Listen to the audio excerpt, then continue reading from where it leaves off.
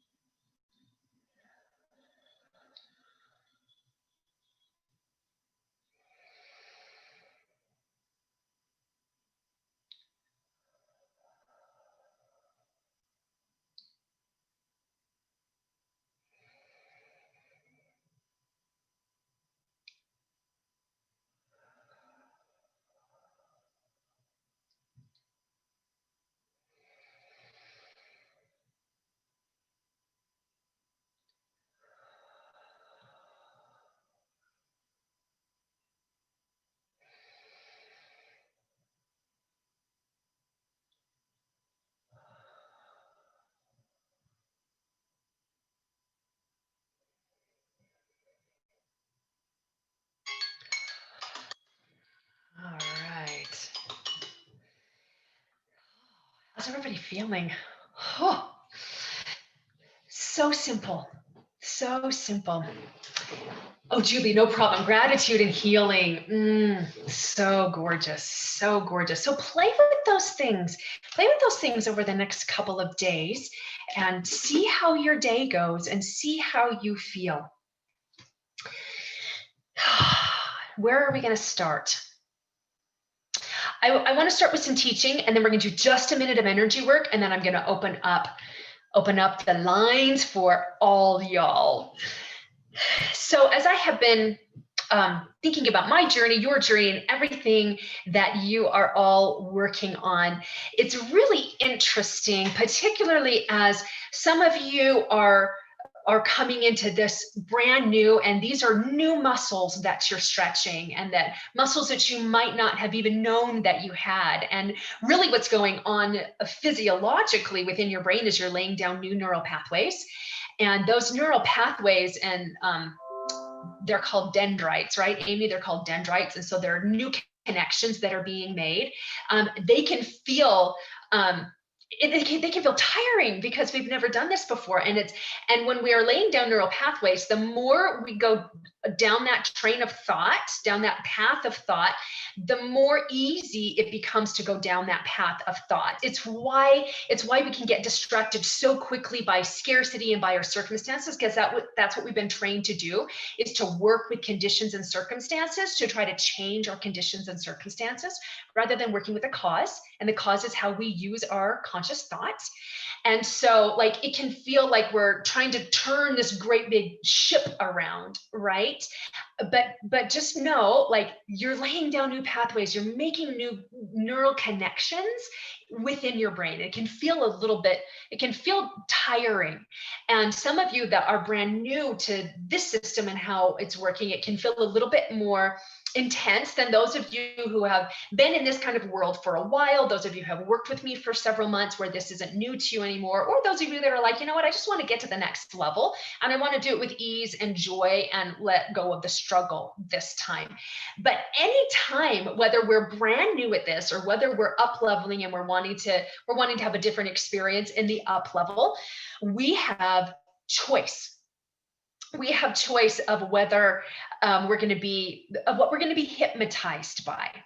And it's very interesting because it's very easy to be hypnotized by our circumstances and to be hypnotized by our own thoughts of doubt and disbelief and not enoughness. And I found myself not so long ago, like a month ago, 2 weeks ago, being hypnotized by the story that I was telling myself about beginner's luck and things can't be that easy. And it's I didn't know what I didn't know, and now I know what I didn't know, and so there's going to be more resistance. And I was mesmerized by that story. Now you'd think that I know better, but you know what, I'm a work in progress just like all of you are. And so it's interesting what comes across my thoughts and where I go. And so because my go-to for years and years and years was self-doubt, that's where I went to, was the self-doubt and the disbelief and the who do I think I am and can I really do this?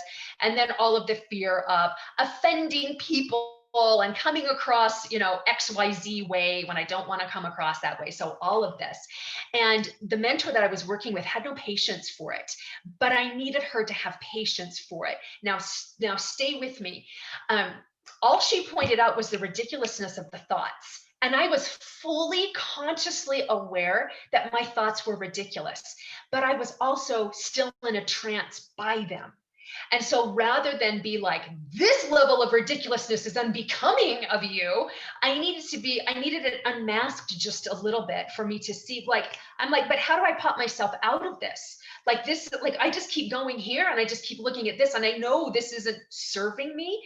But when we get entrenched in that story and it's like a whirlpool, right? And we get in that, I'm like, how in the world do I pop myself out of this? And I don't need to point it out.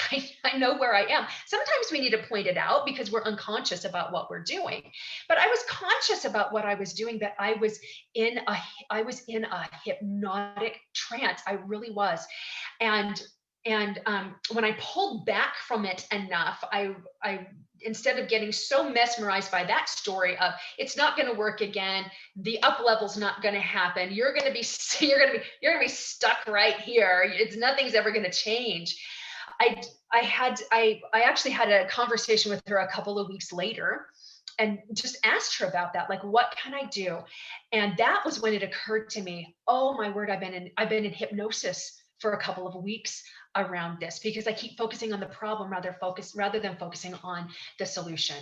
And the medicine, the antidote to that, to the swirling old story, is taking a double dose of badassery, if I may be so bold as to call it badassery, because that's exactly what it is.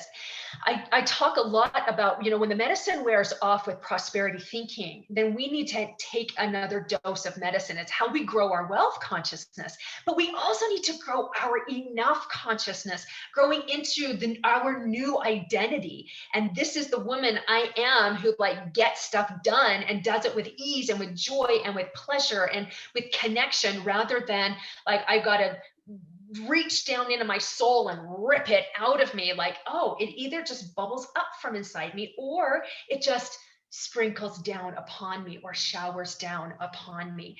And so it's that Madeline says, be bold. That's right, honey. Well, I'm being bold and unapologetic.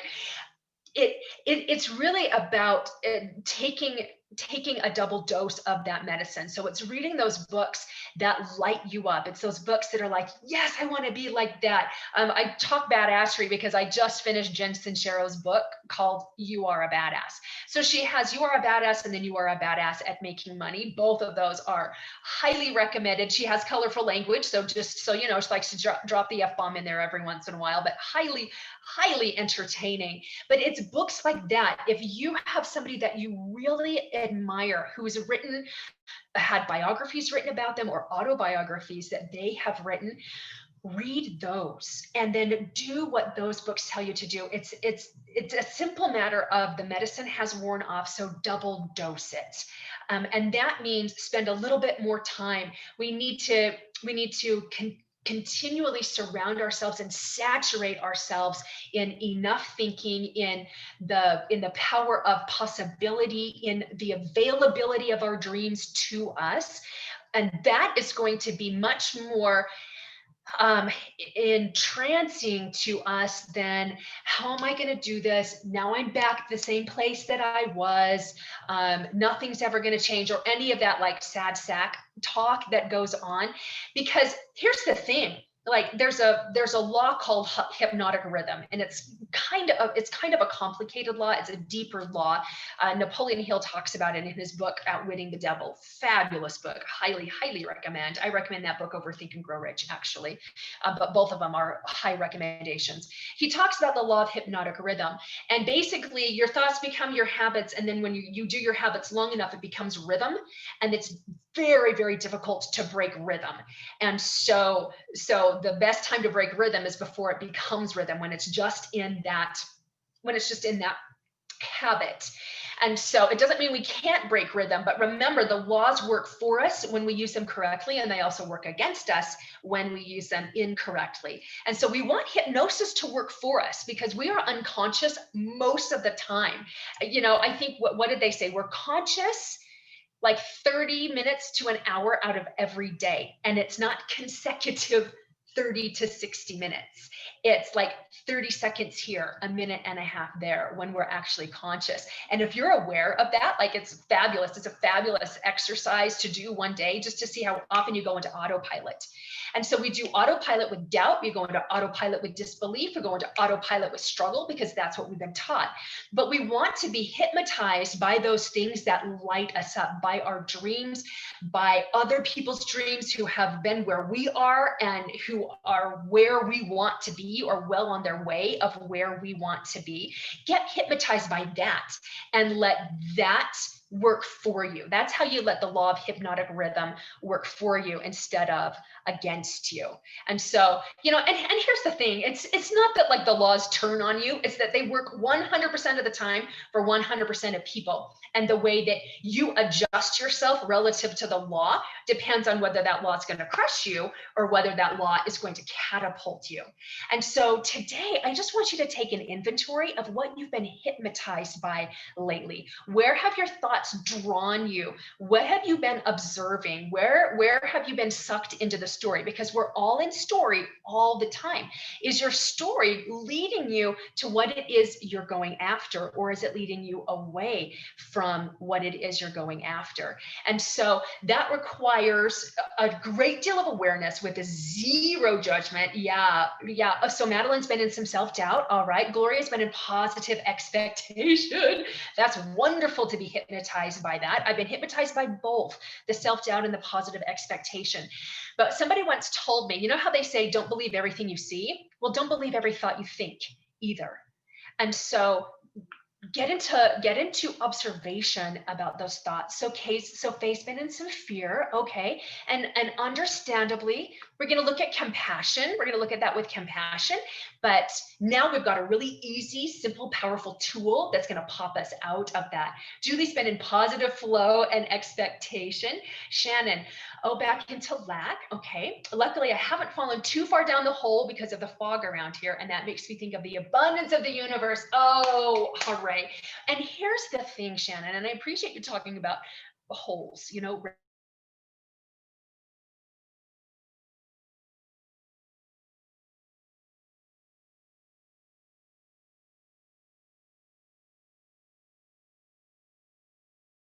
the thing, like, we see this world of possibility disconnected from those possibilities actually being available to us.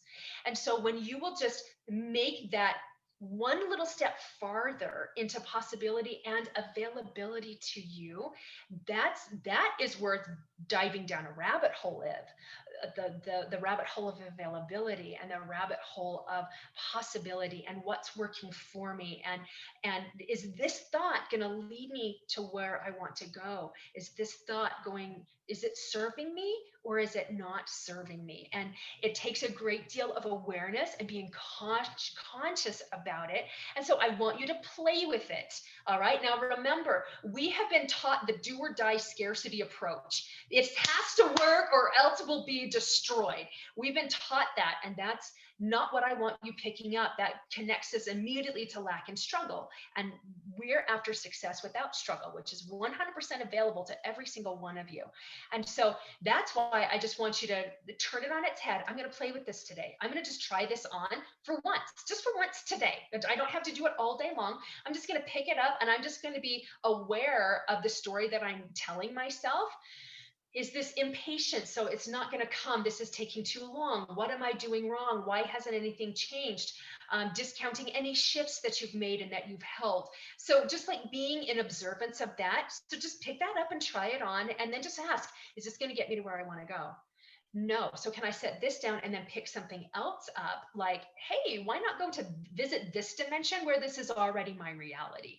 Let's just go to Fantasyland just for like 3 minutes. Let's play in 3 minutes or let's play in fantasy for 3 minutes just because I want to feel better, because that's enough for me.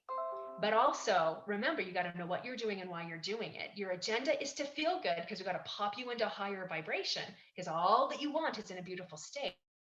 But as you do this, you are literally coming closer to what you want, and what you are wanting is coming closer to you. All right. So especially where we're getting into, those of us who are in the US, we're getting into, the last drive of the elections. And, that has just been a circus. And we're getting into holidays now with the natural, which is not natural, the natural stress of holidays. But why don't we give the holidays a different flavor this time around and go into that prosperity and that expansion?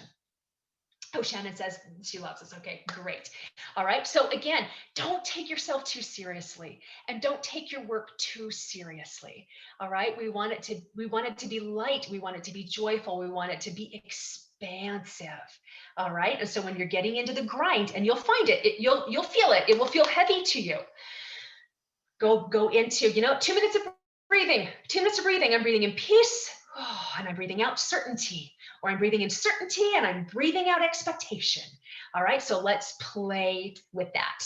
All right, and with that said, take a nice deep breath, and we're going to anchor in energetically what you've been doing these last 20 minutes, what we've been talking about. Whoa, there was a shift. My mind just immediately went woozy, which is great. I know that there's big shifts going on when my mind goes a little bit woozy. So take one more deep breath.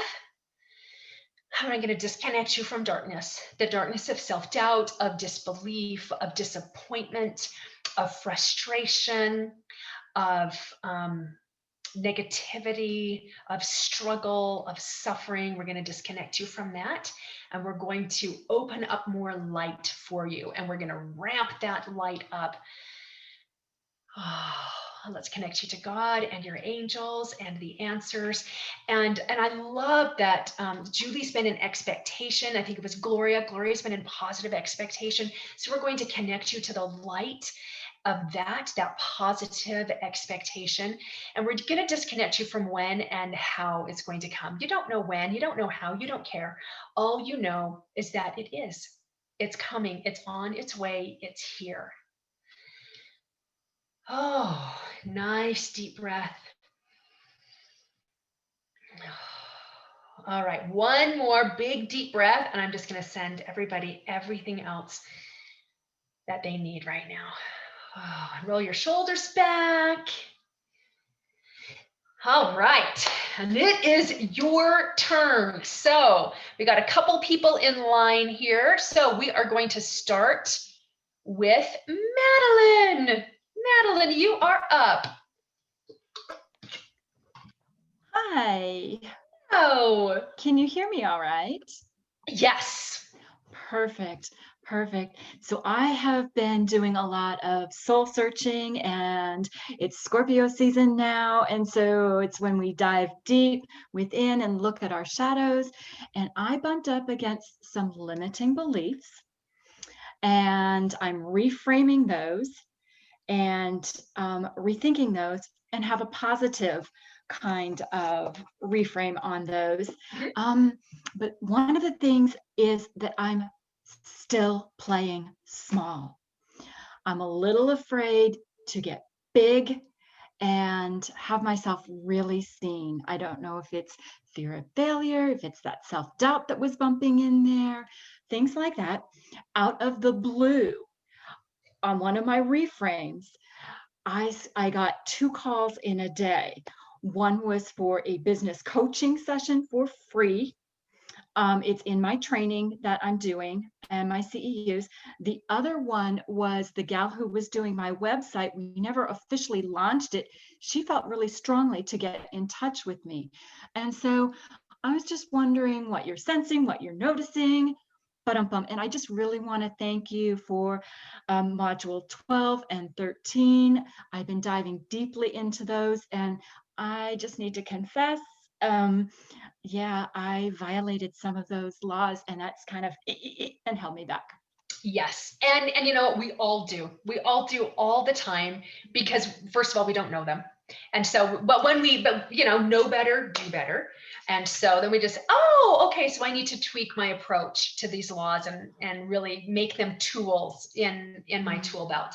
And so love that you're in awareness of how you were violating the laws. And so now you can shift your approach to that. So Okay. tell me, what does it mean to you to play big? And what does it look like if you're going to play big? Okay, so playing big is not, it's putting myself out there to really help a lot of women and or men, holding seminars, bringing in a larger business, but it's more in the capacity to help. I have a lot of trauma in my background, and that is because I needed to go through those things so I can help other people down the road. Yes. So feminine empowerment and women really owning their beauty and who they are, and pelvic floor kind of things for second chakra. And I just don't have full clarity on that. In one of my classes, they were just talking to us about the wisdom areas of the body. And one of the ways that we get stopped deep within the wisdom of our bones, which is clarity and steadiness, is when we're driving so much.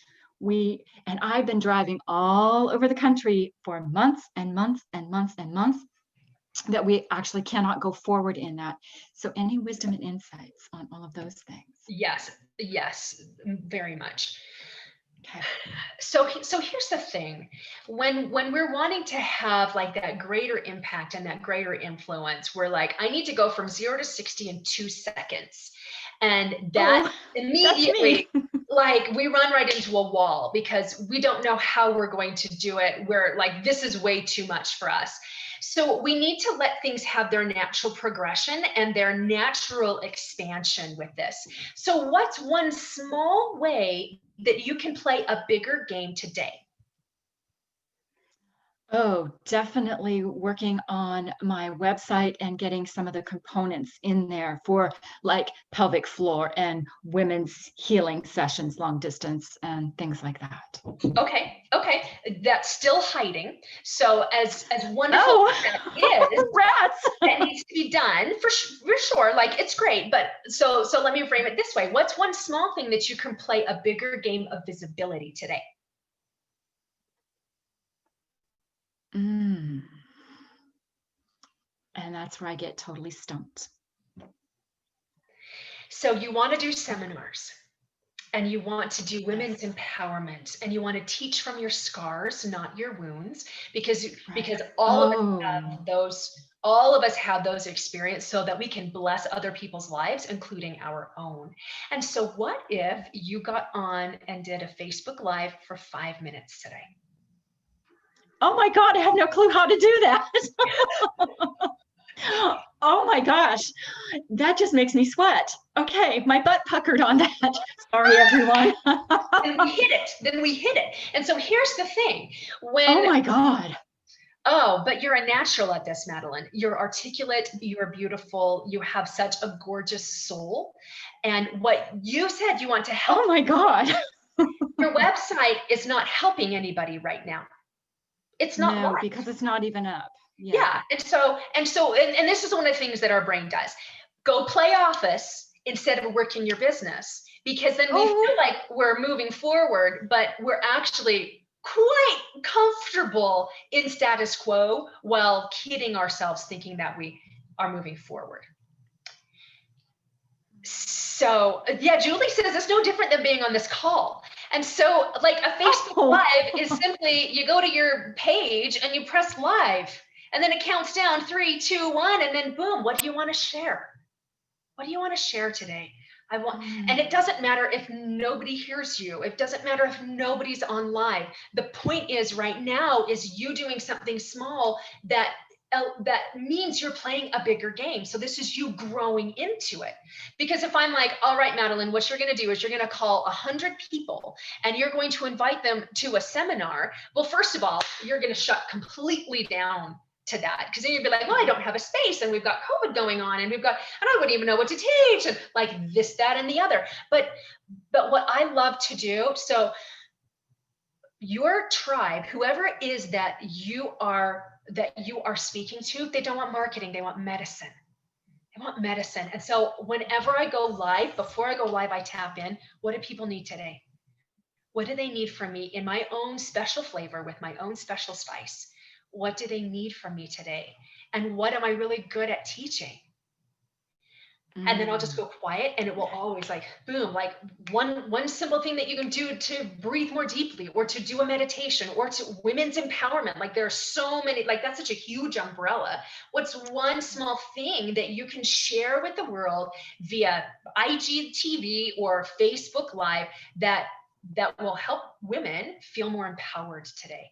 And maybe it's with their breath, or maybe it's understanding, holy cow, I got 5 planets in retrograde today.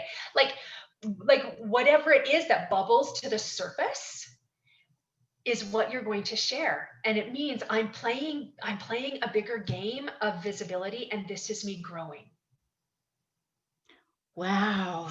I feel like I'm getting ready to just leap across a huge chasm right now.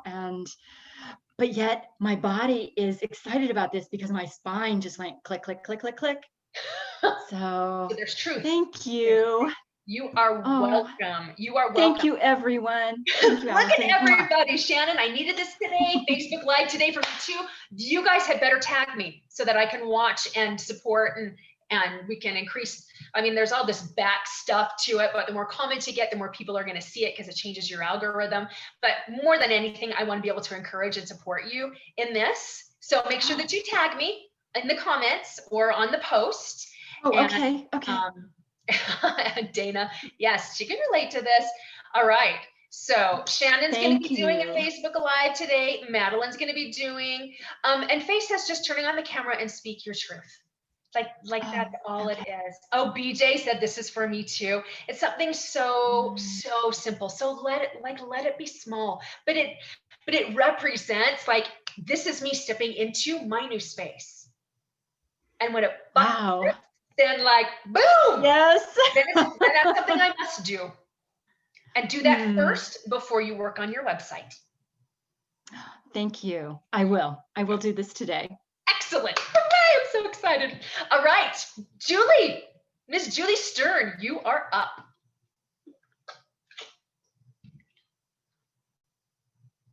Oh, unmute yourself, babe. Unmute us. Unmute us. Ever. God, I've had a couple weeks. Yeah? Big weeks. I mean, I've been posting. Something happened in that TV boot camp that just showed up in my feed that I just, one thing that I do that I encourage anybody to do is to always take anything that seems like an opportunity, even if you don't know where it's leading you to, and take it. And I have to tell you, that was the best $55 I have ever spent in my life. What I, ultimately decided not to continue with them because they weren't my tribe, not to mention the fact that my concentration right now is working with this producer, and before the end of the year, getting this script developed to the point that he says, we're ready, you're ready to go, so that in the new year, you know, God willing, I'm able to go to LA and start pitching in person to people. So that is my, you know, that is my goal.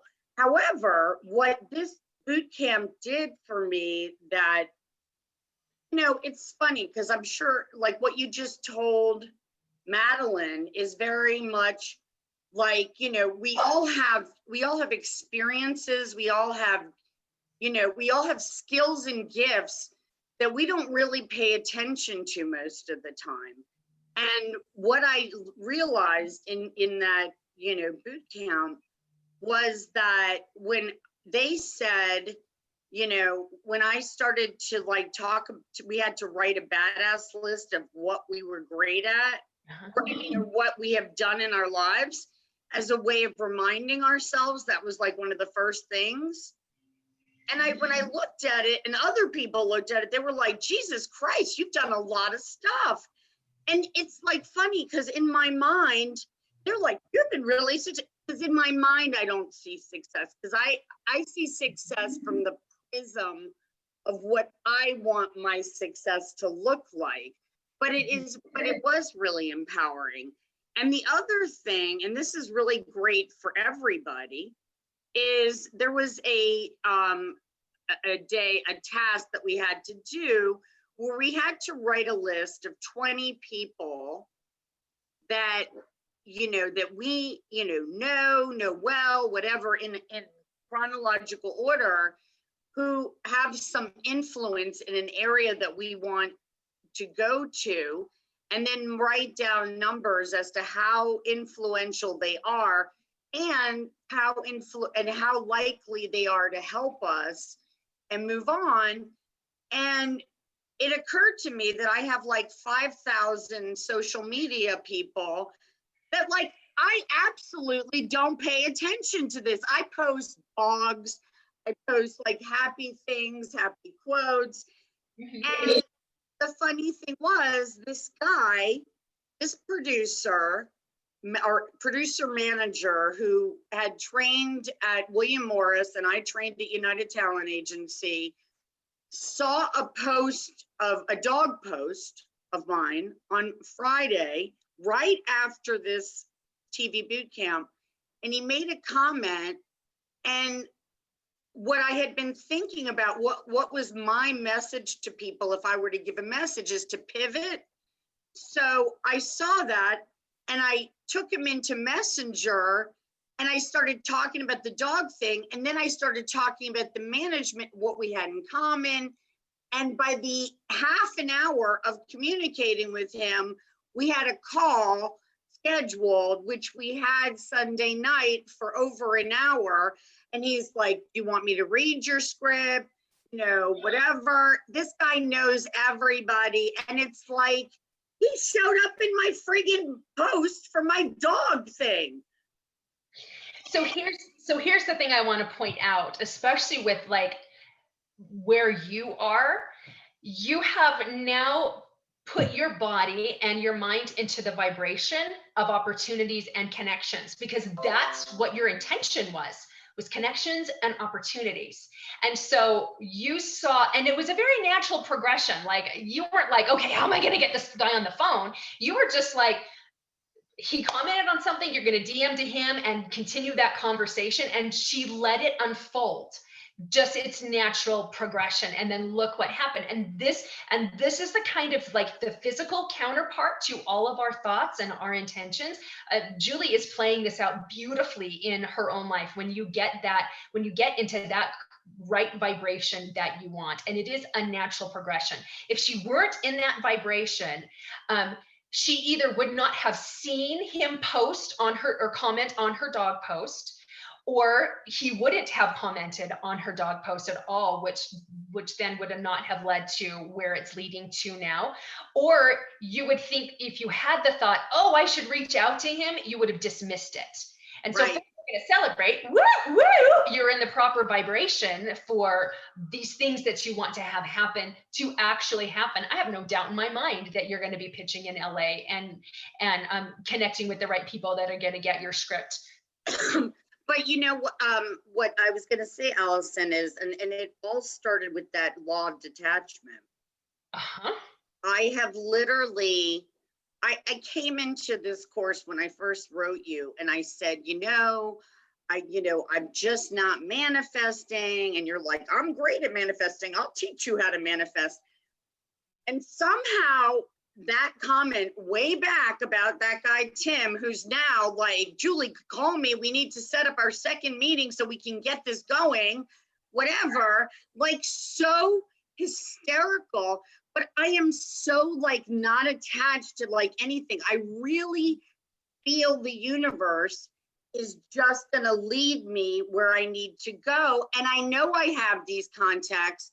And as opposed to me feeling fearful of, well, who am I going to reach out to and getting in my head about who am I going to reach out to, I'm taking it a step at a time and not worrying about it. I'm worrying about what is only in front of me right now. And that is this.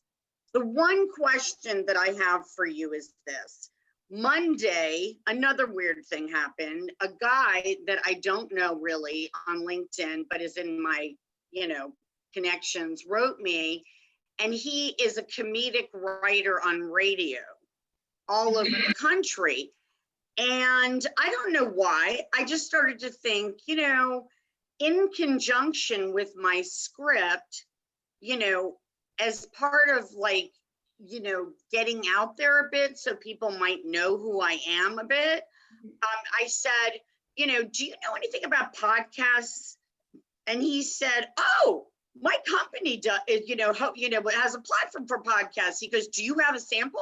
Do you have an idea? If you have an idea, Julie, just get in touch with me and I will hook you up with the lady in our company. We have an international platform and you can pitch her an idea for, and first of all, that didn't even freak me out. I was like, because I feel like I have these messages about my messages that I got from the boot camp were for people to stand in their light, to be able to, to pivot and to reinvent themselves. And I think that is in my script. There's message of standing in your light.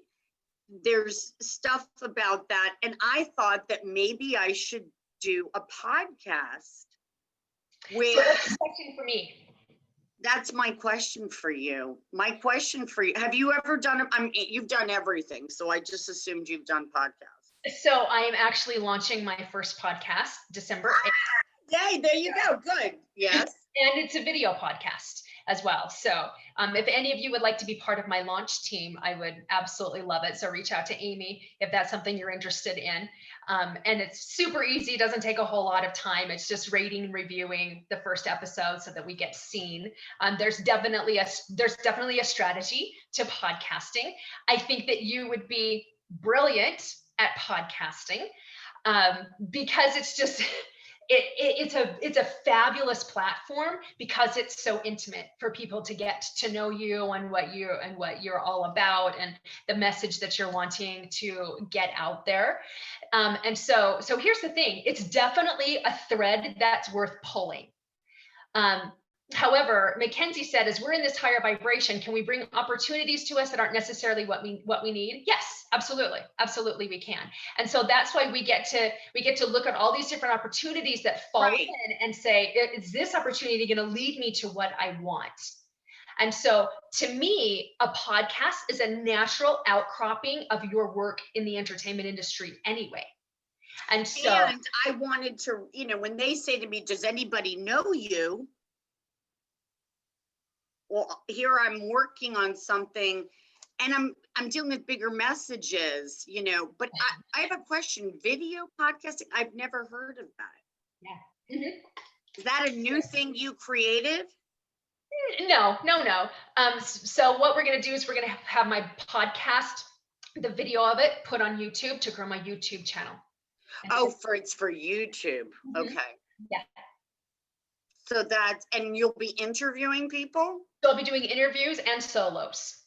So I'll do a solo podcast where I'm just talking about universal laws or whatever it is that So kind of like the Facebook Lives that you do, except on a bigger platform of YouTube. I mean, I've seen your videos on YouTube.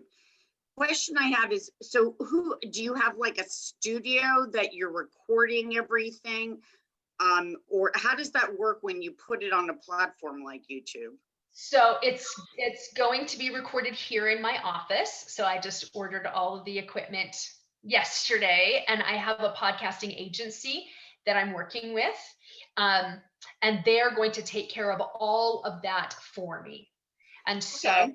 you can certainly do it on your own. I have no interest in learning how to do that. That's not in I have no interest in learning how to do anything technical. Yes, yes. And so yeah, so I recommend hiring that out if it's not in your wheelhouse. You can do podcasting pretty inexpensively, but it just depends how much time you want to put in it as far Right. as, you know, how much you're going to invest. You're either going to invest a ton of time or you invest a lot of money in order for it to be done well. And it must be done well. I'm the prosperity and transformation coach. I can't put a podcast out there that's looked like I created it with pipe cleaners and a glue gun and duct tape. And so, but you can start small and you can just continue to grow Well, it. this guy, like I said, he has a platform. I'm not sure if, I mean, do you think it would benefit me even if it wasn't video, if it was audio? Oh, yeah, absolutely. Absolutely, it would. It's definitely worth exploring, especially because right now you've got time on your hands. You can't really pitch your script right now. No, but I'm writing still, but I'm not writing 24/7. And this is what people's mind goes into. I was thinking of you because I'm like, I'm so busy. I'm writing and but I'm not writing 24/7. And you know, and I had a coach years ago say to me, Julie, I wanted to get something done. I would go to the busiest person I know because they're going to get it done because they know how to, multitask. Yes. So that's that. So, I mean, and the other question I had is, if, I mean, I've wanted to just do some part-time sales to make some money, and I keep getting backlash from people I know, spiritual people I know, blah blah blah, that I'm in the creative mode. I am in, I am moving forward fast. Do not use your left brain. Stay with your right brain. Blah blah blah. And you're my coach, so I'm asking you. Does it fill you with joy and pleasure? Sales? No. Doing that? No, but it fills me with some money. Can I get away with it without it? Yeah, I can. Except I have a father who doesn't even know I'm doing my, my comedy, this project for 8 months. I've told this man all my life, every single thing I've done, but he's such a naysayer that I promised myself not to ever tell him again anything. And he keeps saying, did you get a job yet? Are you interviewing? Julie? What are you doing? I want to know. Julie, this is not happening well. It's just, it's so annoying. That is hysterical. I mean, Larka's laughing. She's crying. She's laughing so hard. That accent is amazing. I love it. So yeah, it's best that you don't share that with him. It's worth contemplating or journaling out for maybe 20 to 30 minutes. The backlash you're getting from your spiritual friends about making money, they obviously don't understand the spiritual component to money. And also, if it feels like it would be something that would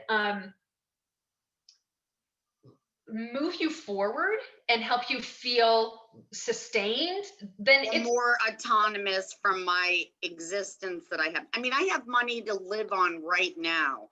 It is not a necessity. However, my therapist, yet another person, said to me, Julie, it would help you feel more autonomous from your father. And because, he's been helping me out while he doesn't even know what the hell I'm doing. He's in my script, by the way. He's in my series. Oh, yeah, you will laugh. okay. You will laugh. This man is he's like the man in the castle counting his pennies. Okay, I just want you to know that. Like that, I'm laughing at him at all times.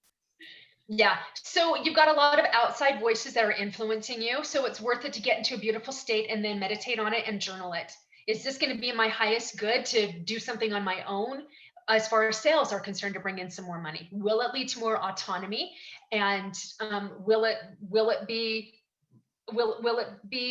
joyful? And like, that's the requirement. It's got to be joyful and easy and fill me with pleasure. And sales can absolutely be that for you if that's your intention. And Right. then follow where your heart is leading you. Not your therapist, not your father, not my spiritual advisor. not your spiritual advisor that's like, money's dirty, or whatever it is she's saying. No. She wasn't saying that. She was just saying that I am on she sees me on a fast road. That something I've been working on for 2.5 years is getting closer, and don't deviate my attention to something that is very left brain. Yeah. But you don't agree with. Well, that it's worth tapping in and getting that answer for you. So you're saying to me that the answer lies within. 100%. 100%. Okay. Well, you know what? If I have any questions once I talk to the podcast guy, I will, I'll certainly write it in. And by the way, that Facebook Live that I wanted to show you, I'm going to figure out how to and put it in the group, because it's in the group, except you can't see it. I can see it in the group, but you can't see it. Yeah. So find a techno way. I think that Madeline would laugh, because I've never done it. Do you remember me freaking out about Facebook Live? I was like, how am I gonna do Facebook Live? Oh my God, and I was freaking out because and then I said to you, this is so dumb. I can get into a room and do stand up and and play off people, but I don't want to be on in Facebook. And anybody that commented on me, oh my God, I was like horrified. And the universe did that to me on purpose. Oh, it always does. They outed. I feel like I was outed. You were. I love it. So we're going to go to the next person. By the way, I love that blue on you. Looks stunning. You're stunning. Thank you. Okay. Okay. Jamie Maddox, you are up. Hi, good morning. Hello, good morning to you. Okay, I have a couple of questions, but I will put a couple of them in the Facebook group. So my first one is, so I listen to my libs as much as I can around my daughter, because I really want her to be able, just to pick up and be able to teach her some of these things. So this morning I was listening to it, and this has happened a couple of times, but so my last one is, I'm so grateful and happy now that I have $20,000 for the down payment on my house. And she looks at me, she goes, we have the money to get our house?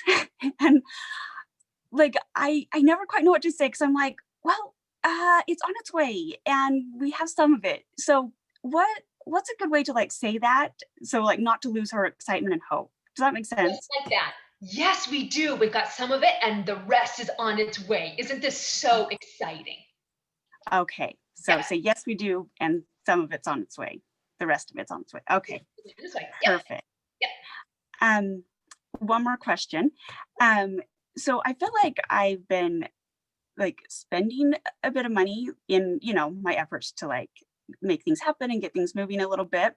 And so I noticed the last couple of days, I'm feeling a little bit of that scarcity coming in, just because I'm but I haven't seen the other money come in. So how do I balance that? Because I have the money, so I'm not going into debt or anything, but it's just kind of that, oh, should I really spend it? Does that make sense? Yes, it does. So it's a matter of understanding that money is here to bless your life now. And so the way that you are letting money flow to you and then letting money flow to you, from you. So having it flow to you and then releasing it and letting it flow from you changes your whole experience based on your intention. And so we have plenty of money right now that is blessing our life. And so I'm going to let it flow to me and through me, because it's going to continue to bless my life. And now it's going to bless somebody else's life as well. So it's a double blessing. And I trust that even more of where that came from is on its way to me. And then that will help you to get into that flow. And I would go and I watch module 5 again as well on money. Read You Are a Badass at Making Money as well. So, and Science of Getting Rich, so that prosperity and that wealth consciousness medicine isn't wearing off.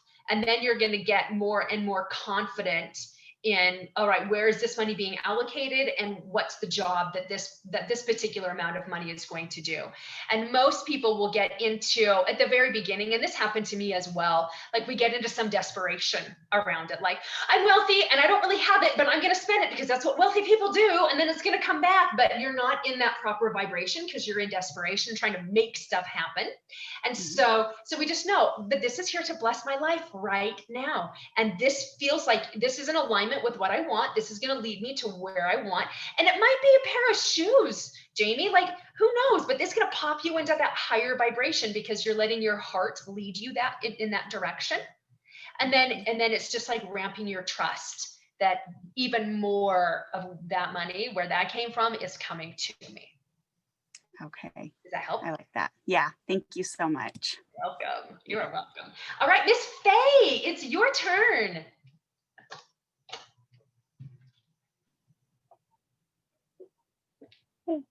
Hello, beautiful. I'm at my day job, so I'm going to hide in a corner for a second. Okay. I'm on lunch, so I'm allowed to be on the phone. So I guess I really kind of only have one question. Is I've been getting some nudges. So I was already doing my side gig that I had told you guys about in the first call, the kind of adult work. I'm sure to that, and not my day job. But I've also been getting nudges to maybe do some voice stuff for Insight Timer. Actually, especially after recording my libs, I realized, wow, I actually really like my voice and this was fun. And I edited it and I put background music on it, and I'm like, I bet I could do this and people would listen to it. And then my husband also was like, you should start writing your book, because I've been trying to write a book for the past 5 years. And I'm like, okay, I don't know which nudge to go with, or do I just go with all of them and fuck sleep? Sleep is probably important, but so yeah, how do I know if they're real? How do I know which ones to go with? So it sounds to me like you're an idea girl. And so you get lots of ideas all the time. So you're a really great starter and probably not a super strong finisher, because there's so many ideas that pull you. Okay, great. And so here's the thing, like your ideas want a body and they want to take form. And so the first thing that you're going to do is you're going to write them down. So and that's the first step of giving your ideas a body, giving them form. And then it's, all right, well, I live in time lag and I live in linear time. I can expand it and collapse it, yes, but you know, this is one of the things that we get to deal with on this planet. And so I'm going to focus on one of these. I've honored all of these ideas that have come in right now, but right now I'm going to pick one because I want to be able to give it more focus, more attention, more energy, to give it a full body, and also to tell myself that I can be in the energy of completion around this. So and there will be one that's going to pop to you. And if all of them pop to you, because that's another thing idea people tell me, they all pop, then pick one. You can't go wrong. You can't go wrong. All right. And then I'm going to give it a time frame. So I'm going to work on Insight Timer for 1 week. I'm going to give yourself a short time frame because you get bored fast. Yeah. So here's my time frame where I'm going to see how much form I can give this idea. And if it kind of peters out, then but look, I got into completion energy. I was in commitment energy for that specific amount of time that I gave myself. And that feels really good to me, because this is you now up leveling. All right. And maybe your book that's been niggling in the back of your mind for 5 years is like really, Faye, it's time. Okay. Well, you can certainly do a book while you're doing other things as well, but that also requires that you schedule some time in. So every day for 45 minutes, I'm going to work on my book, and I'm going to give my book form by typing crap out on my keyboard. And it's going to come out as crap at first. And that's okay, because we don't get good first, we get done. And then we get good as we get done. You'll go back and do revisions and all of that, but we just got to get it onto the page first. So we're just going to be really, really simple with that, but getting into that inspired action and honoring one idea at a time. One idea at a time. Yes. Okay. Well, maybe the book is next, because NaNoWriMo, where you try to write a novel in the month of November, is coming up. So that might not be a terrible time to dedicate some time to that.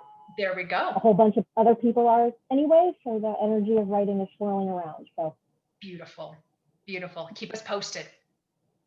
Thank you. Awesome. You are welcome. All right, let's take a quick break. We're going to do a 5-minute break, and then we will see you back here in 5. Are back. Courtney, you are up, darling. Hey. Hello. Okay, so I liked what you were talking about earlier with like the double dose of medicine. And I think that is what I've been struggling with, like with my morning routine. I feel like I started so good with it, like up at 5, I read that book and was doing all the things. And then I started finding I was getting like exhausted. So it was harder to stay awake during the morning routine. So I kind of started pushing stuff off like through the day. So I'm like doing all of it, but not in the morning anymore. So I'm wondering how I can kind of like refresh that, or like things I could do to not get like that burnout from it as well. Excellent question. So the first thing is just that recommitment to your morning routine, and the intention of it being that it is actually going to energize you throughout the day. Now, we do go through, in fact, in the Miracle Morning by Hal Elrod, did you read that book? Yes. You were one of them that read that book. And so he talks about, remember, it takes 30, we want 30 days to establish that habit. And the first 10 days are unbearable because we are tired. I remember when I first started, like in the middle of the day, I'm like, I don't even know my name anymore. I'm so tired. I have to take a nap. So understanding that the first 10 days are unbearable, and then the next 10 days are uncomfortable, and then the final 10 days are unstoppable.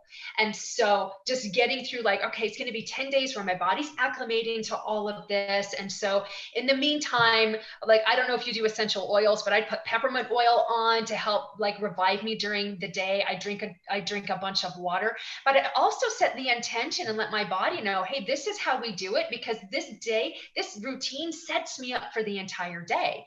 It gets me connected to God and infinite intelligence and all of the like collective genius here, and it actually makes my day flow and keeps everything really smooth. And so like this becomes a non-negotiable for me.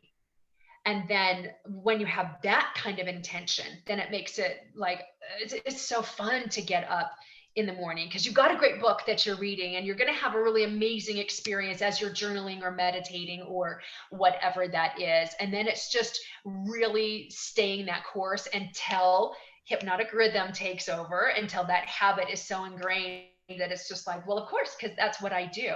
And so what you're doing right now is playing with your identity.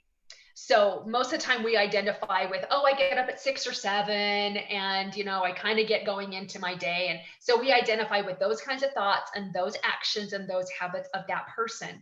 And so now you're changing your identity, and it's uncomfortable at first when you're changing that being part of who you are. But just know it gets so much easier, and then you don't want to let it go because of who you become in the process, and like all of the changes that are happening in your life for the better. Perfect. And one thing with that is I find like I kind of start dozing off during like meditating or things like that in the morning. Is there like either essential oils or something I could do that would maybe like keep me awake? Yes, several things. So you can start with that peppermint oil. Peppermint oil is a great energizing oil. Sit up when you're meditating, and get out of bed. So I don't know if you're starting, like, I'll admit it. Sometimes I'm like, I will start my meditation in bed, and I'm going to breathe in and out for 10 minutes. And then suddenly I breathe twice, and then it's been 15 minutes. And I'm like, oh, shoot, where did that go? So like we've all done it. But in order to just protect myself against that, I get out of bed and I have to meditate sitting up. Okay. And so that helps. And then definitely the peppermint oil. I'm trying to think of some other oils that are really good energizing oils. Keep it away from your eyes. Just it'll burn your eyes. It's a cooling oil, but it's also a hot oil. Madeline says a walking meditation helps her to break up the monotony. Citrus oil is really wonderful because those are mood enhancers as well. Wild orange, lemon, grapefruit oil, all of those are really fantastic oils that will help you with that as well. Eucalyptus is a good one too. So perfect. Thank you so much. You are welcome. And here's the thing, like we need to put in these physical stopgaps for us when we're first getting going, because, you know, we just want to before we know it, you're like, oh, I'm still doing my morning meditation, and it's 2:00 in the afternoon. And it's really not so much my morning routine now, as it's like, I feel guilty and now I just got to get it done. And so like we want to put these things together that will help keep us from slipping too far. And so it's wonderful that you do these little hacks. In fact, my personal trainer and I were talking about this today, and he does not much love the fact that we are at the gym at 6 working out. And so he's like, I have to put my phone on the floor at the foot of my bed so that I have to get out of bed in order to turn off the alarm. And so it's like all of these little things that we do while we're acclimating to the new routine. Perfect. Thank you. Let us know what you do. Okay, I will for sure. Okay, awesome. All right, Amy Horsley. Ooh, rebounders are awesome. Hello. Hi, Amy. Hey, hi. Hold on. Give me a second. I can't see. Oops. Hi. Okay. So, thank you, by the way, for Energetic Connections. It was amazing. I'm still digesting everything, but already everything is just great. However, so today I got a call that I got laid off. So today is my last day, and I know I've mentioned that to you earlier, and that's why I kind of got ahead of it by hiring you. And so I feel like I'm in a good place and of accepting and in a beautiful place. And my question is how to just practically navigate it. I know the libs, and it's something that I'm hitting up against is since I work from home. So we're a full house, and my 2 lovely, amazing daughters are young adults, and we're all working from home. And I don't know if it's just me. I know it's like I never used to be like this, but I like my own space, and I just love everything. I remember when they were in a dorm, it's like I would really come home and the house is just like a spa.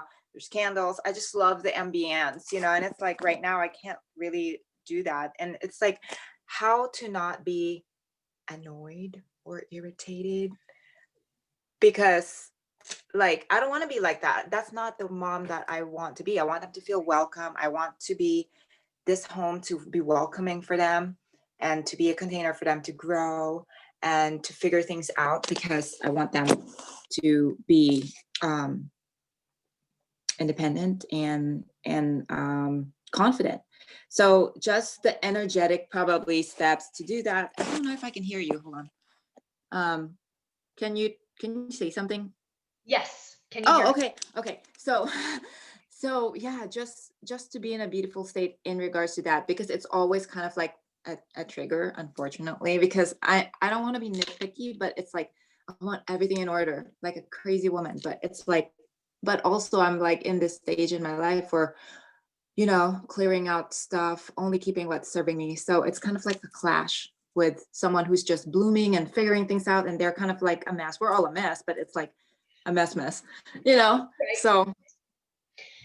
So there's a couple of things that it's definitely worth exploring here. And so it's the suffering state of being annoyed and irritated is worth, like, because when you're annoyed and irritated, it means you're believing a lie. And so that's worth, a 10-minute observation. It might even be a 3-minute observation. Like, what I'm picking up on is they're cramping your style. And and you can't get anything done. That's what I'm picking up on. And so, like, again, my gosh, somebody just used the microwave and everything froze. Somebody using a microwave. So I can still hear you. Can you still hear me? You're frozen to me, but I can still hear you. Okay, so we're gonna let Amy come back and get in line, and then I can answer those questions for her. So Gloria, let's let's move on to you. And Amy, Hello, how are you? I'm great. Hang on. Amy, will you just pop in the chat? Oh, Amy, we'll catch you after Gloria. Okay, great. All right, Miss Gloria, how are you? I'm well. I had a bit of an aha moment with meditation the other day. Good thing, epiphany, with the idea of time, of what was, what is, and what's coming, and kind of like really getting that sense that it's all there all the time. Like I heard that said before, but I really kind of felt it and could see it now. And now I feel like I'm a squirrel that found like the biggest pile of acorns ever, and that oak tree that existed 1,000 years ago, and all the acorns, and I have access to all the acorns. And I can't focus on anything because anytime I think about it, I get like, so what do I do with this new energy is my question. So I would channel it. Right. First and foremost. And so if it's making you scattered, like give me a for Yeah. instance, how is it making you scatter? So like even like when I'm going through my libs, like the one in simple is money flows to me freely. I live in financial relaxation. And then I'm like, because all the money that I ever thought about and all I'm ever going to have is all in the vortex. And I just keep going off on this, like I'm like excited in a good way, but completely scattered with it right now. Okay. So when you go off into how exciting it is, because it's all in the vortex and everything's here and it's all one great big now, where does it then send you?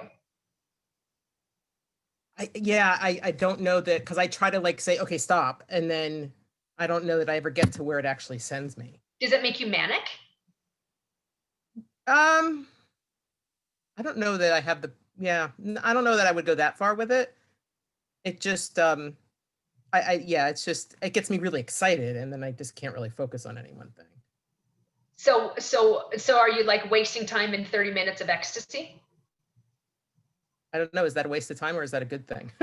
Well, I don't think it's a waste of time at all, but if it's popping you into suffering state and you're not getting anything done. So that's where my question. Yeah, that's part of I'm having a hard time of focusing on tasks and different things. Like, 'cause I find my mind just kind of wandering off. So yeah, there's part of that. Okay. Not that I'm beating myself up over it. I'm just like, okay, refocus. Okay, refocus. Okay, refocus. Yeah, it's like that. Okay, and so it is really exciting when things anchor in at a much deeper level, and then everything just opens up. It's like, I expect to see a unicorn in my living room in any second because like I'm all in possibilities. And so and yes, and it can get pretty frenetic pretty quickly. It can like ping us all over the place if we let it. When you start your morning routine or when you're doing your libs, be really intentional about this really high vibration is going to serve me. And it's actually going to help me to focus on what is the next greatest thing that's going to serve my highest good and to move the needle forward on my goal card. Okay. So we're going to use this to my advantage because like, here's the thing, like you have control over the energy. You've got like, we're here to have, we've got dominion over everything. And so rather than letting the energy just yank you here, there, and everywhere, we're going to use it to our advantage because that's a really high vibration. When you're in that vibration of possibilities, like you just kind of want to float into the ethers, but we're not here to float in the ethers. We're here to that vibration of the ethers and then like channel it into our body and do some real good with it. Right. And exactly. So that is your intention. And when the energy, when the energy tries to, you know, not the energy tries to do stuff with it, but it's just, you know, when you have that authority, then you can command that energy pretty quickly. Okay. And it will obey. Yeah, that makes sense. Yeah. All right. Will you post in the Facebook group the next time that you experiment with that and how quickly you're able to get back on track? Okay, I will. Thank you. You're welcome. All right, Amy Horsley, we're going to go back to you. Hopefully the popcorn is done in the microwave. Sorry about that. No problem. No problem. Okay. And so have you had a conversation with your girls about like your space? Have you had a conversation with them about that? Yes. They're actually, one of them does the dishes for everybody and one of them sweeps the entire floor for everybody. It's just that like, hold on, I'm gonna call. I have a question. Do we have an employee related? Yes, What number do I call? I'll give that to you later. Give me a second. They're on Eastern time. They close in like 2 hours. Okay, Okay. thanks. Okay, sorry about that. So yes, with young adults like that, it's like, oh, it's just they're so stressed out where there's nothing to be stressed out, but that's because I'm an adult. But to them, like, for example, she totaled her vehicle because somebody cut her off. Just a lot of things going on, and they're both trying to find full-time jobs, both trying to go to school, and it's just I'm always bombarded. So yes, I've talked to them about that, but it's not just that. It's sometimes the energy, just their presence. I remember being 21, like, of course, we all want our own space. So it's just a clashing of that on how to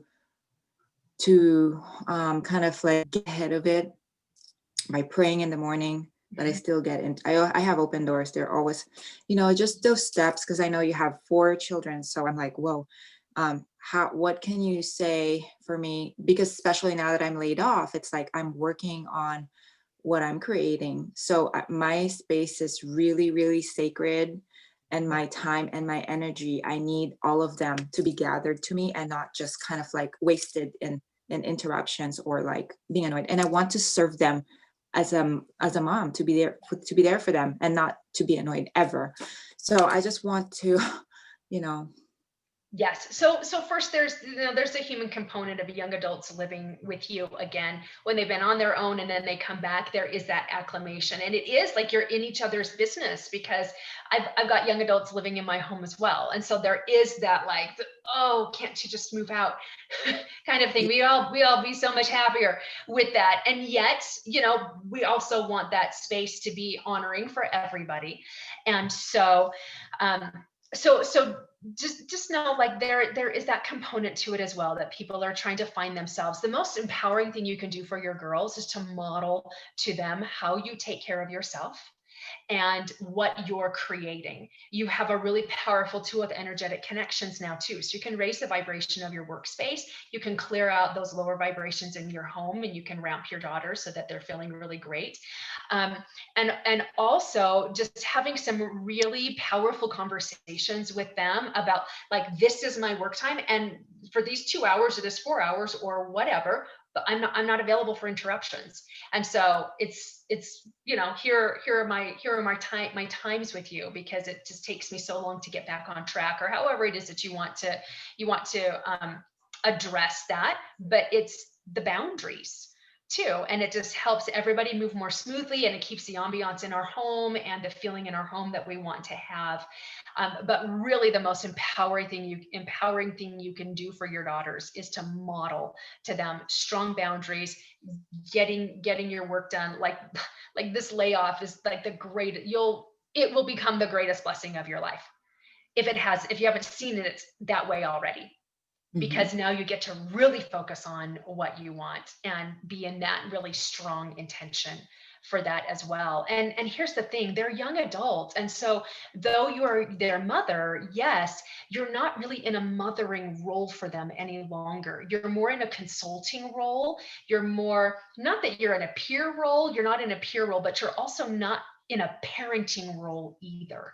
Yeah. And so, and so you can be like, no, this doesn't work for me. Like, these interruptions aren't working for me in order for me to get my stuff done.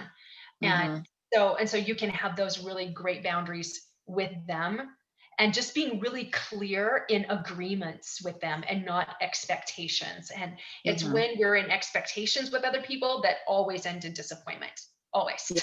But if you can get into agreement with them, so it's the communication is very clear, and then everybody knows what boundaries are, and everybody knows what the rules are that they're playing by. That makes sense. I have a question. One thing is, do you do energetic connections every day for your children when you wake up? You certainly can. And there was a time when I absolutely did. Right now, it's just like the intention is just there, that they're getting everything that they need. But I would do it as part of your morning routine, just to start getting that ingrained in you. That's what you do, is you send them everything that they need. Yes. Yeah. Thank you. You are Oh, you welcome. mentioned that you're working out. I forgot to mention with the energetic connection videos, as you were like moving, I could see your arms and they're all toned and nice. Thank you. That's my It goal. looked really toned. I'm like, you look great. You look great. Thank you. Thank you so much. That's My awesome. guns, you guys. Of course. Look at them. Yes. Thank you. Love it. Amanda, you are next.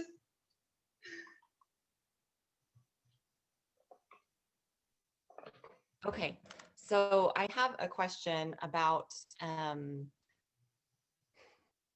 can't remember what the module is called, but the conveying increase to everyone. Oh, that module. Impression of increase. Yeah, that impression of increase. So I'm curious how I can do that without adding, like with a photography business, how do I do that without adding more products or more cost to me? Like, does that make sense?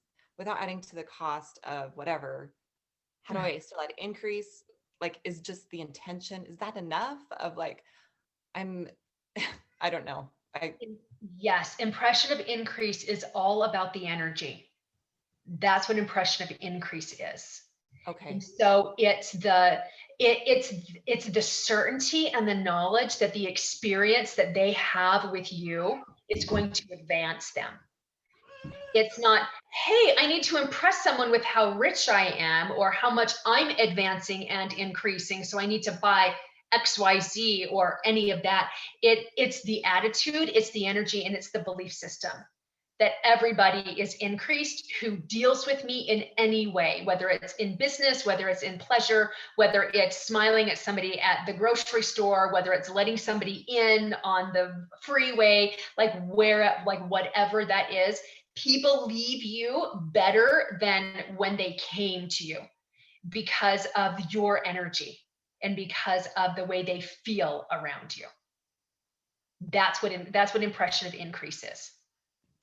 Okay, so I guess also along with that is like setting prices.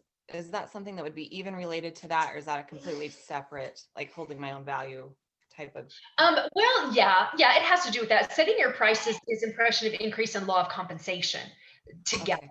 So it's understanding that people love working with you. We're talking photography right now, yes? Mm-hmm. So I have a good friend who is a makeup artist, and she is one of the most expensive makeup artists in the state.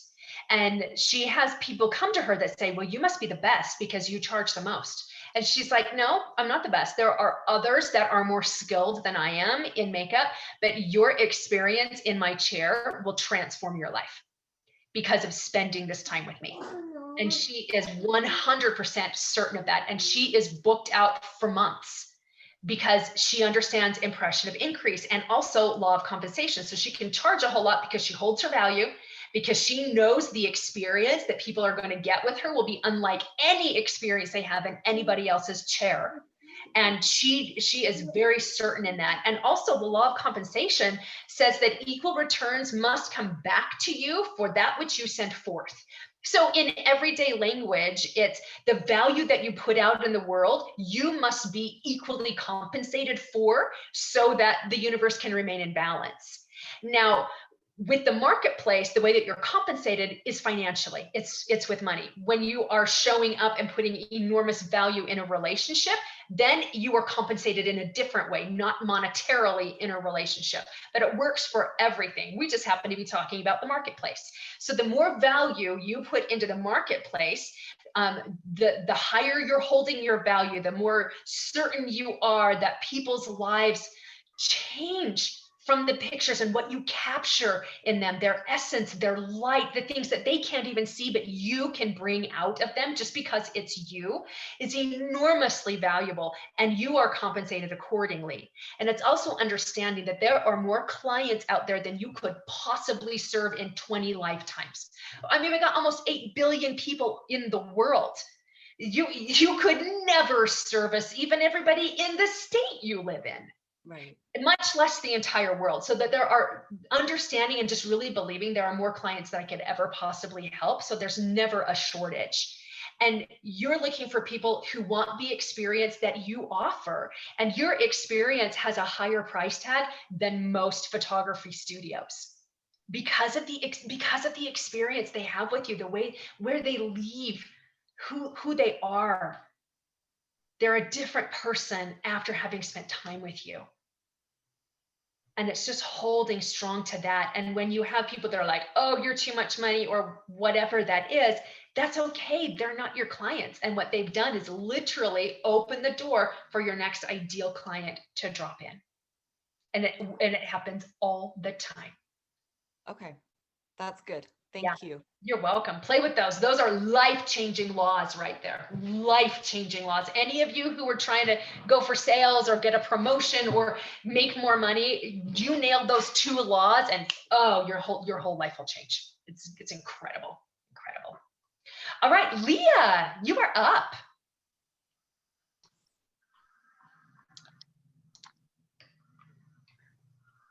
I am muted.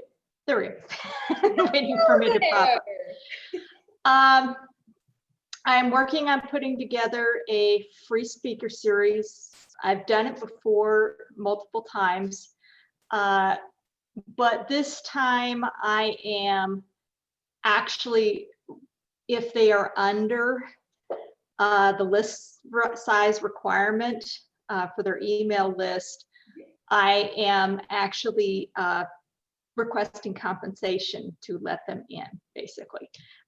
So based on list size and what I decide to some degree, I will, I have set amounts and then I may adjust them. But anyway, I am having trouble with just the mental, kind of the background of expecting nobody will pay it, kind of thing.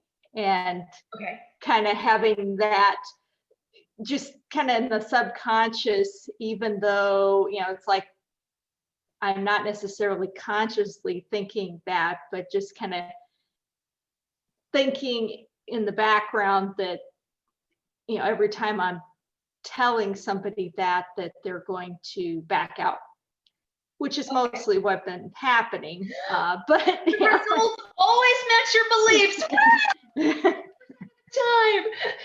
Time. Okay, so I need to get a little bit more information about this strategy that you're using for your speaker series. Because here's what you're going to bump up against. People are going to lie to you about how big their list is so they can play for free. And even without that component, they'll lie to you about their list size just so that they can get whatever it is that you're offering. So tell me what your speaker series is about, first of all. Seeking God, find connection in an isolated world. And is this an interview series that you're going to do? Mm-hmm. Pre-recorded interviews, yeah. And is it, so it's an online summit, basically? You're going to... Basically, yeah. And then they're going to mail to their lists. And then, so this is a list build for you. Yes, exactly. So what are the requirements for them in order to be part of the summit? 10K list. And, sending a solo email, a newsletter mention, and then, posting to whatever social media they have. Okay. How many people do you have on so far? I'm going for 14, including myself and my dad, and I've got 9, not counting myself and my dad. So basically, I've got about 3 more, and then I need everybody to follow through that I already have. I have 9 scheduled interviews, but one of them doesn't meet the list size requirement. And so I'm going back and forth with them on, whether they're going to be participating or not. How big is their list? 1,000. They can't play. So it's not you have to pay to play. They can't play. They don't have a big enough reach, and the playing field is no longer level. What are the Yeah. other, does everybody else have a 10K list size? Not 100%, but I am only allowing, a certain number that have smaller lists. I'm not saying, everybody can come in at that pay to play kind of thing. I have a couple for sure that are smaller at this point. What's their list size? One's around 1,000, but that's my dad. He gets special dispensations. Okay. And then I have another one that's around 5,000 and he's paying. Okay, so moving forward, how much is he paying? 500. Okay, so moving forward, minimum list size 5,000. They can't play unless they're at 5,000. They don't have enough of a reach, especially because if you have a 5,000 person email list and you've got a 9% open rate, you've got less than 500 people that are even opening it, and then you've got a smaller click-through rate, which is like maybe 2%, and so it's not driving numbers to help you build your list. And so moving forward, just 5,000, they can't play. And because here's the thing, it's not fair. It's not fair if you have somebody that's got a 15,000 person list and you got somebody who's got a 1,000 person list and they're getting the same amount of exposure. And so we just want to keep it nice and level on this playing field. And so there's that. If you're like, oh, I really love this person's message and they've got a 4,500 person list, then they have to mail for you twice. Solo email twice so that they can get it out. And then social media blasts as well, all right up to it and all of that. But I would keep it really, I would keep it email list size rather than if it's not that big, then you have to pay to play. It just gets really hairy really fast and people will lie to you. Do you have an assistant that's helping you with this? No, basically because my budget's zero. Okay, and so you and I understand. I was here as well, and so you get to wear so many different hats when you're first an entrepreneur. And so what you get to do is get on all of their email lists, ask them when they're mailing, so that you can now check. I check, and I have a special link for each person. Excellent. You need to be on them about mailing. I haven't seen that you were going to mail. You were mailing today. When's it going to go out? In order to be able, I can't run your interview if you haven't mailed. Then stand firm with what you mean, like pull their. Yeah, I pulled somebody from my last speaker series because they told me at the last minute after signing an agreement saying they promote that, oh, we are not going to be able to mail. Sorry. Yeah. Awesome. So hold your boundaries that way. So the value piece is coming in that you don't think anybody's going to pay in order to play with you. Yeah, there's like not thinking that people won't pay, or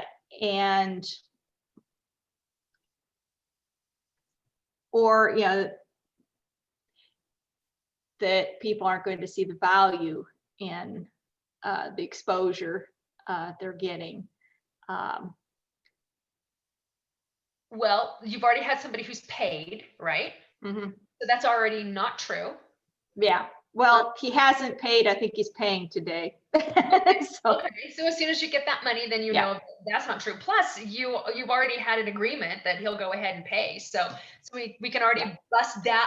He signed the agreement earlier today. I suggest, okay, here's a good time to call me to take care of the payment part, and he's scheduled for Friday. So it's like, okay, it's going to happen here, and I've already talked with him on the phone and or Zoom. Excellent. And so with this one, so you've got the one person who said he's going to pay to play, and you need 4 more. I need, probably. I think it's probably 4 more that I'm needing. Because you want 14 and you've got 9, right? I've got, I probably have 10 with myself and my dad included. Oh, okay. Okay. Well, okay. So I had the number needed. Okay. So Yeah. and you're still reaching out. You're still reaching out. Yeah. And so, if that's working for you, then keep that. And here's the thing, like, so you're like, oh, people aren't going to pay for exposure. Do you pay for exposure? Have you paid for exposure? Oh, A lot more than that just a oh month yeah. ago. So yeah. Oh yeah, we will pay a lot for exposure, a lot, especially if it's going to lead to a sale, if it's going to lead to somebody on our email list. Like, yeah, and so that's just, you're being, and I understand, like, you're being hypnotized by that because your whole life money's been a thing and value's been a thing and all of that too. And so when we get to be like, oh, this is just me being hypnotized by this story that is not going to bring me, it's not going to land me any big fish of these people that I want to interview and have connections with. And so what is going to lead me to it? Oh, the fact that, yeah, people will pay to play. People love exposure and people love my topic. And so of course they're going to want to be able to express their voice and their views on this topic and let their list know all about this. So, well, and I just had a thought while you were saying that if somebody isn't willing to pay, that's not about me. That's probably a whole lot about their own beliefs and what they can spend and what the value they can give and lots of different things. Yes, yeah, especially on this level, it has everything to do with them and their beliefs. Where you're running a program that people aren't going to see the value of paying to play, that stuff you get to clean up. If this is something that you want to continually do, is have a summit where people pay to play, then that is definitely worth working on. It's worth working on anyway, because if you're having value issues about people working with you on this level, you're also having value issues about clients paying to work with you. And then issues about raising your prices when it's time to raise your prices. And so I'm going to tell you the same thing that I just told Amanda: impression of increase, law of compensation. Immerse yourself. That is module 11.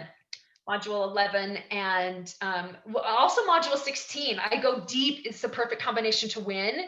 That whole module is about law of compensation and impression of increase. And so really drilling into that, and also knowing 11 and what was the other one? 16. 16. Okay. And also understanding too, that as you are up leveling your value and increasing your value, it's uncomfortable. The butt pucker is a real thing, and the whole, and your heart pounding, and that's a real thing. And so practice it out loud in your room, practice it on Zoom, record yourself. When does the energy shift? When does it go wonky for you? Because it will, because it does. That's how you know. That's how you know. But when you can start practicing it, and I'm talking dozens of times, like if you'll practice it 30 times, getting it out of your mouth, it will be much more natural when you're talking to clients, when you're talking to potential collaborators, that this is what it's going to cost to play with me, to be on this summit. If you don't have the right list size, then this is what it's going to be. And I would charge them at least $1,000 in order for them to play on that level with you. If you've got a lot of people that have the 10,000 person lists. Yeah. Because it's, it was easier for me to just say, here's the rules to play. You have to have at least this big of a list, and this is how often you have to mail and da-da-da. I didn't go into the money part of it, but if you want to put that component to it, then definitely be, and if they're not willing to pay, then they're not the right expert for your summit. Yeah, that's true. And I've just I've let some people in, kind of last minute in the past, because it's like you're trying to fill the seats, and that had, smaller list sizes or, things like that, or you didn't find out until it was kind of too late to try to do something. Yeah. And how has that worked out for you? Not very high numbers. No. No. And I know how much work and how much money it costs to put together a summit. And so like it has to make sense for you. If you're doing all of this back end work and all of the technical stuff that is all entailed in doing an online summit, and you get 100 people onto your list, like because people didn't do what they said they were going to do, or they didn't have it's usually that they don't have a big enough list size, then it's not worth it. And so it's just really holding those boundaries and just unapologetically, just this is what it is. This is what it is to the summit. Mm-hmm. So Yeah. practice that. And then just know that there are millions of entrepreneurs out there, especially right now, who want to be on summits and to get more exposure. And so if one person's not willing to do it, there are 10 that are willing to fill their space. Yeah. Yeah. Well, and in my specific niche, I am looking for, Christian, speakers, and that's one of the things that I'm, searching and weeding out and going back and forth with people on also. Yep. So yeah, that's what I would say to do, but be working on your own value too, because that you're going to do a class or whatever, and then invite them to join you and to work with you. Right. And so you, planning on doing a short-term class after that.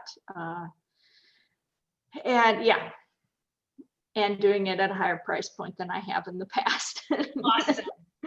And actually having people show up and sign up. They will. They're there. Okay. They're absolutely there for sure. All right. Thanks. You are welcome.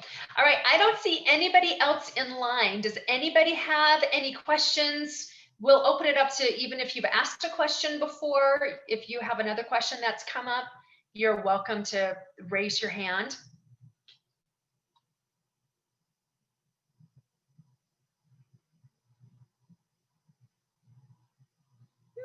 Madeline, all right, you're up. So mine isn't exactly a question. I just want to reach out and comment to everyone who has shared. Thank you so much, because you being brave and coming forth and sharing from your hearts really helps all of us to learn. We're all a family, we're all a team. And Allison, honey, you just rock it. So thank you so much. Thank you. That's it. On my guns, my tiny little guns. My God, yeah. But thank you. And every time, whether it's on this call or in the Facebook group, I have just been so impressed and so blown away by the level of classiness in this group and support and encouragement. And it's just so beautiful. So thank you all to you for being willing to be vulnerable and also to just support and encourage. And I've seen Angela has a question. So Angela, let's bring you on and you can ask your question. I know there's some back and forth about how to raise your hand, but I saw it and we've got time. So what can I do for you, Angela? Well, I shouldn't say I had to, but I got so busy over the last several weeks that I haven't really been able to keep up with everything, and I'm recommitting to get back involved. I had asked a question a while ago about my goal. I'm the financial advisor, and I had asked about the goal about whether, I do $500,000 a month in new assets, and you recommended that we do 250,000. And I actually I'm ending the month of October at 533,000. So yes. So then I guess my question is at what point do I relook at what my goal is, since, that's I'm seeing as doable? Yes, totally. All right. So you did over 500 in October. What was September's? Well, September was my very, very first month, and I did 80,000 that first month. A lot of it was just, I did inherit a little bit of a book of business, so that was just trying to spend time on the administrative side of it, trying to reach out to people. I'm already seeing the attraction-based stuff coming in, people who are just reaching out to me, and I have no idea who they are, and they're calling me, and they're not part of my prospecting that I'm doing. So I know that this is working, and I want to keep at that, which is why I'm like, okay, now that took me forever to do, last month, it kept me very, very busy. I want to keep going with that. And I know you play a big part in that and making sure that I'm, continuing my own coaching. Yes, for sure. Okay, so tell me what your experience has been this month, going from 80,000 to what, 580,000? Yeah, I'm ending the month at 530,000. 530. Yes. So what's been your experience in October? How has it been? It's been really good. It's everything takes me on. I know because I'm new and learning the systems and all of that. It's taking me, I know, about 5 times longer to do anything than I know it will in the future. Right. Which is why it's been taking up a lot of my time, and I haven't had time to spend, prospecting, which is why I'm very grateful for people just show up, because I decided that. Yeah, I was going to say, you don't need to prospect. You decided that they show up, and you put yourself in that vibration, and they're showing up. So I keep doing that. Yeah. Well, and I keep trying to, I'm pulling myself out of that, that negative state, because I'm like, okay, well, I've spent so much time doing this. I'm not putting more people in the top of the funnel. What's going to happen next month? And trying to keep myself leveled up. But then I'm like, nope, I've decided that it's going to happen. I don't know how, I don't know where, but it's going to happen. Okay, excellent. So we do need to put more people in the pipeline, though. Yes. Okay, yeah, that's so here's the thing. So there's the mental piece and there's a practical piece with all of this as well. And so we want to keep you in the right space mentally and energetically. And then also, what's something that I could do to move the needle forward on filling a pipeline that feels expansive and joyful and pleasurable and easy to me? So I would ask those questions if you're like, I'm not quite sure, because here's the thing. I have gone from 0 to nothing with no strategy in a month and hit my, my $50,000 goals in a month with no inkling how I was going to do it. I much prefer having a strategy and a pipeline in place of leads to come in and people that I can help, because it gives me a stronger direction of the way that I'm going. And so I would encourage you to do that. And so here's the thing. Do you want to keep it at 530 for November so that you're super solid in that? Or do you want to stretch it to 600 in November? Well, if I keep it at, so 435,000 a month, each month for the next 6 months from October through March will get me a promotion, so a level promotion, a commission increase, earn a trip, all within that, and win a prospecting award. So I was thinking, that's where I kind of came up with that 500,000 as my stretch, knowing that I'm, brand new at this. So, okay, then I would keep it at 500. Okay. 500. We already know you can hit it, and now what we want to do is get consistent. Yes. In that. So at the 435 is going to get you all of those things in 6 months. Keep it at 500, because then that gives you some wiggle room. I mean, already you're 100,000 over what your goal was, but also we started in September, right? So we might have a little bit of makeup to do. But if you do that 500, keep the 500 each month, so that you can get super consistent, a nice groove, and then we're going to naturally grow that. Right. As well. Oh, how exciting. This is so exciting. And I would just say, go to the end result, the trip, the award, see yourself on the stage. What are you wearing? Accepting the award, going on the trip. Where's the trip anyway?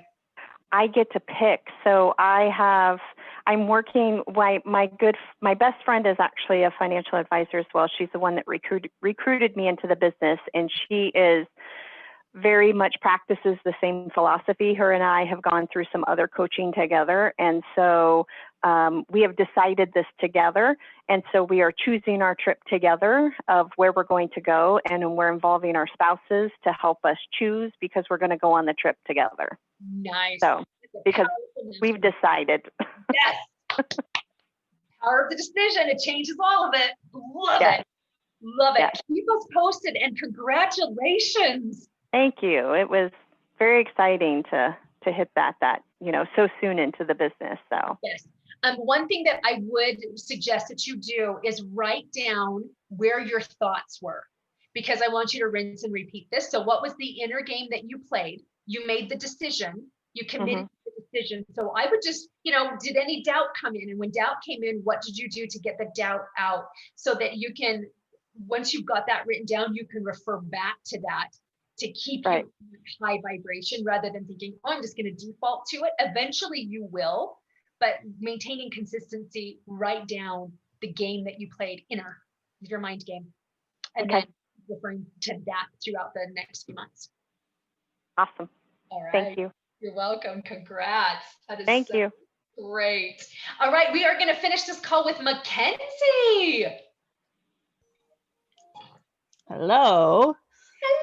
Hello.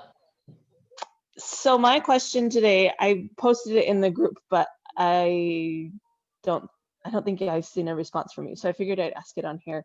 Overall, it's just kind of like, how do I implement this with my kids? I know I've asked you this before and you say to just do it by example, but like, for example, my 6-year-old, which I think you're familiar with Carol Tuttle's personality or energy types. So he's a type 4.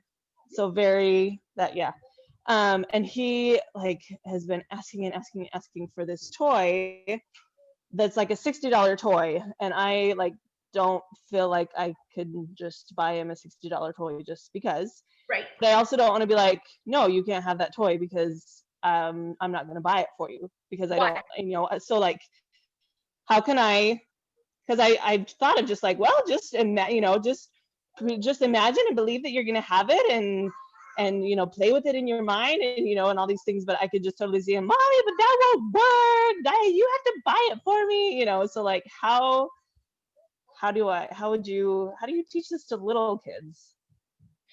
Well, I would just tell them our money's going to other things than a $60 toy. And so if you're really wanting this toy, then one of the greatest ways to do that is to pretend that it's already here. And like teach him that. And if he says, oh, well, that's not going to work, well, that's the only way that it's going to come. In the meantime, I mean, this is what we did with the dogs. Like, there's no way that we were going to get her a $1,200 dog. We didn't have the money for it. But as she was just in her certainty, this was how old was she at the time? 12. So my 12-year-old, just in certainty and reading about the dogs and how she's going to take care of them and what's the best brush for them and the best diet for them, then I got little ideas about reaching out to people, just to pull on strings. And you might, I would say you could very easily have that delivered to you without it costing you anything. People have done this with Lego sets. They've done it with scooters, and they just follow those nudges. But I would have your son be involved with this. Like, what's so great is that we live in this universe of, I would choose a different word than abundance, because he probably doesn't understand the vocabulary of abundance, but I'm not the only way that you can get this, but you're so powerful that think about it, and what are you going to do with it, and who are you going to share it with, and what color is it, and all of that, and play with it in your mind, and let's see if anything changes. But right now, for me to go get that, that's not going to happen. Our money is going to other things like food and clothes and diapers, and those things take priority right now. And you don't have to be apologetic about it at all, but get him involved with it, because right now you're his source, which we understand. But Peyton was very clear. She didn't care how it was coming or who it was coming from. She just knew it was coming.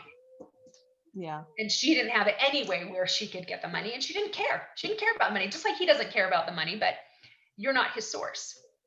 And so that's what I do. If he keeps bugging you about it, then I would have him, practice writing about it, practice, looking at pictures of it, and just let him have fun. Let him have fun with it. And let's see if there's a different way that it can come. Awesome. I love that. Does that help? Thank you. You Yes. are very welcome. All right, ladies. Oh, what a powerful call. This has been so beautiful. What a great experience. And I have seen that some people posted some things, some questions in the chat or in the Facebook group. So I will get in there and get those answered for you. Make sure if you want to join us for the Prosperity Experience, our next 5-day challenge kicks off in 12 days. So next month, no, not next Monday, the Monday after that, on the 9th. Please invite anybody that you think would benefit from this, that would be a good fit, that would like my message and resonate with me. ProsperityApproach.com/challenge. So you can just send that to them. And for every 3 people who register, you get a $5 gift card to wherever you want, and it stacks. So if you invite 9 people, you're going to get a $15 gift card. So there's no limit to that. So thank you again. Much love to you all. I will see you in the Facebook group, and I will see you guys next month. Have a good one. Bye-bye.